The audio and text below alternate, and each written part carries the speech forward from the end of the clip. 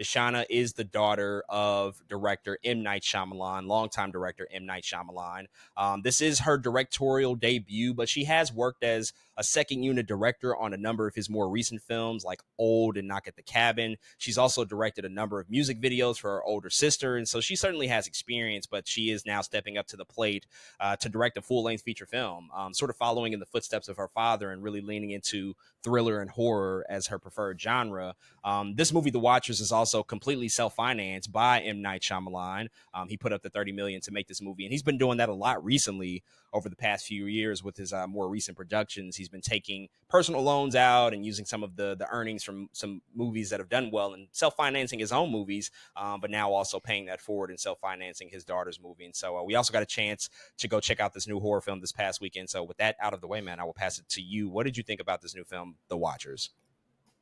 Oh, Ishana Knight Shyamalan. I was rooting for you. I really was. The Watchers, to put it quite plainly, is a pretty boring movie, unfortunately. And that's the best way I think I can put this. I think this is a movie that is about this girl, Dakota Fanning's character, and she ends up in a forest where exist these strange creatures, and she can't leave the forest. In fact, she has to perform for them in some way. And where this movie, I think, does where this movie's strengths lie, I think, is within its ability, I think, to have some mythology. I think there's a decent, okay, like, movie in here where, like, there is a world that these creatures live in. I think she does do some decent world building within that forest. It looks great. It's shot great. I think she does have a director eye for sure. But all of the actual material itself for me was just kind of boring. And it could be a pacing thing. I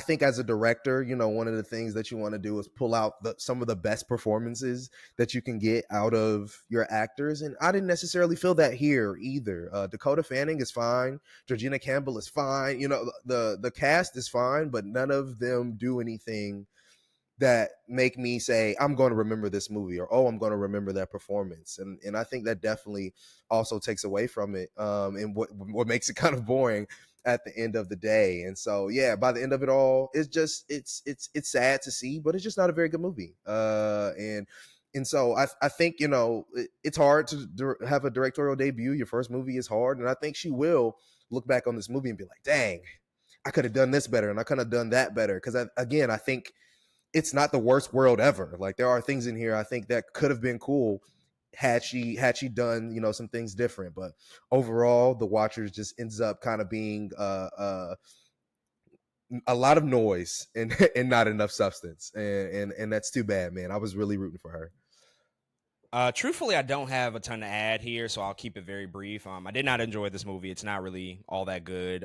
which is unfortunate. You would hope that for her being a first-time filmmaker and obviously having to live up to the idea of her father's legacy, which I don't care what anybody says. Like, feel how you feel about his films, but he has been tremendously successful in this Hollywood studio system, and he is a director of color, and he has self-financed a lot of his own stuff. He's betting on himself. There's a lot to like about M. Night Shyamalan as a filmmaker and as an executive. You would hope that his daughter is able to deliver something that's like really a jolt of energy to get her career started on a very, very positive note. Unfortunately, that's just not the case here. Now, do I think she'll suffer because of it? No. Like, she has Mm-hmm. obviously a lot of support. We can't ignore Nepo the baby. nepotism that's at play. Like, she'll be fine.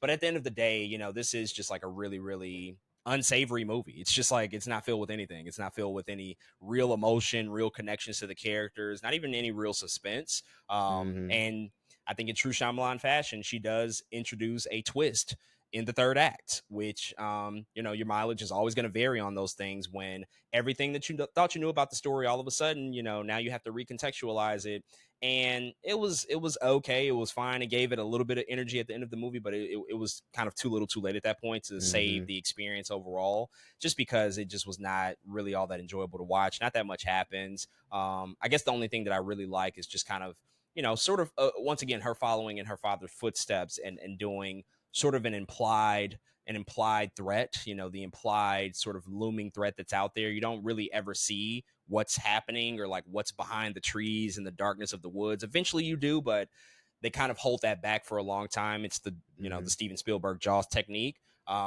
They run with that, but once you ultimately realize like what's happening here, it's just not that interesting, and that's just really unfortunate. And so I hope that in the future she's able to make more interesting stuff and she'll have a long career. But it's an interesting year because her father will be releasing a movie later this summer in August called Trapped, and so we'll be back here in a couple of months just talking about his latest work and what he's able to produce. But it's really really cool, at least, that a father and a Mm-hmm. daughter can put out movies within months of each other, on a pretty Yeah. big scale, and have a decent amount of people see them. That is a really really impressive thing. But folks, those are all of our thoughts on this brand new horror movie, The Watchers. If you've checked this out, definitely hit us up and let us know what you think.